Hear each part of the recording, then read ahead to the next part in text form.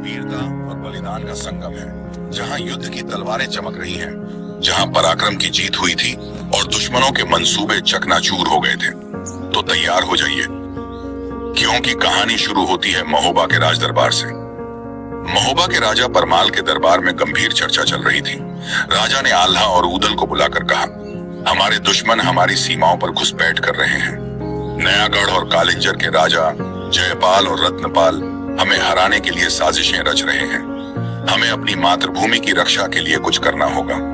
आल्हा ने दृढ़ स्वर में कहा, महाराज, आपकी सेवा में हमारी जान हाजिर है। नयागढ़ का जयपाल हो या कालिंजर का रत्नपाल, हमारी तलवारें उन्हें सबक सिखाने के लिए काफी हैं। ऊदल ने मुस्कुराते हुए कहा, भैया, जब तक मैं जिंदा हूं, दुश्मन महोबा की तरफ आंख उठाकर भी नहीं देख सकते। बस आदेश दीजिए। सबसे पहले आल्हा ऊदल ने नयागढ़ का रुख किया। नयागढ़ का राजा जयपाल बड़ा ही चालाक और ताकतवर था। उसकी सेना विशाल थी और उसका किला अभेद्य माना जाता था। लेकिन आल्हा ऊदल जैसे योद्धाओं के लिए कोई चुनौती असंभव नहीं थी। ऊदल ने कहा, भैया, जयपाल के किले का मुख्य दरवाजा तोड़ना मुश्किल है, लेकिन उसके अंदर जाने का एक और रास्ता जरूर होगा। हमें दुश्मन की कमजोरी को समझना होगा। आल्हा ने कहा, ऊदल, रणनीति वही होती है जो दुश्मन की ताकत को उसकी कमजोरी बना दे। चल, जयपाल को उसकी साजिशों का जवाब देते हैं। और फिर दोस्तों, वो घड़ी आई जब चंदेल सेना ने नयागढ़ के किले पर हमला किया। ऊदल अपनी सेना के साथ किले के मुख्य द्वार पर टूट पड़े। तलवारें चमक रही थीं, दुश्मनों के तीर बरस रहे थे, लेकिन ऊदल ने जयपाल के सेनापति को चुनौती दी और कुछ ही देर में उसे धराशायी कर दिया। दूसरी तरफ आल्हा ने जयपाल की आपूर्ति लाइनों को काट दिया। जयपाल के सैनिक भूखे प्यासे हो गए। 3 दिन के इस भयंकर युद्ध के बाद जयपाल ने हार मान ली और आत्मसमर्पण कर दिया। अब दोस्तों, जब नयागढ़ पर जीत का जश्न मनाया जा रहा था, वह हमें खबर पहुंची कि कालिंजर का राजा रत्नपाल चंदेल साम्राज्य पर हमला करने की तैयारी कर रहा है। राजा परमाल ने आल्हा और ऊदल से कहा, तुमने नयागढ़ पर जीत हासिल की, अब कालिंजर को सबक सिखाने का समय आ गया है।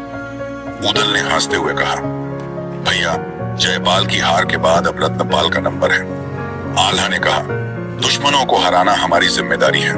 चल, कालिंजर की ओर कूच करते हैं। कालिंजर का युद्ध चंदेल इतिहास का सबसे भयंकर युद्ध था।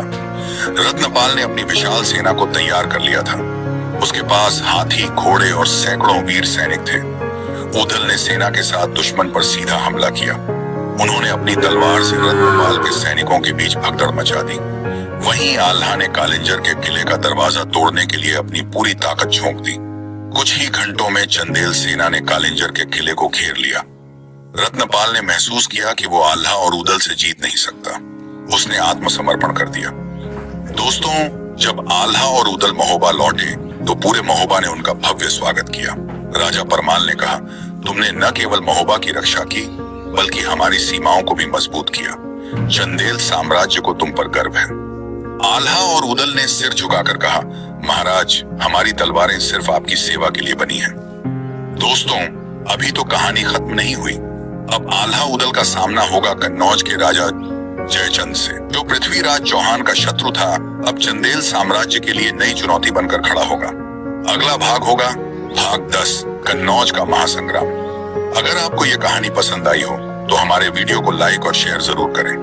हमारे चैनल स्टोरी चाणक्य आरपी को सब्सक्राइब करें और बेल आइकन दबाना न भूलें, ताकि आप हमारी नई कहानियों को सबसे पहले देख सकें। आपके सपोर्ट से ही हम और बेहतरीन कहानियां ला पाएंगे।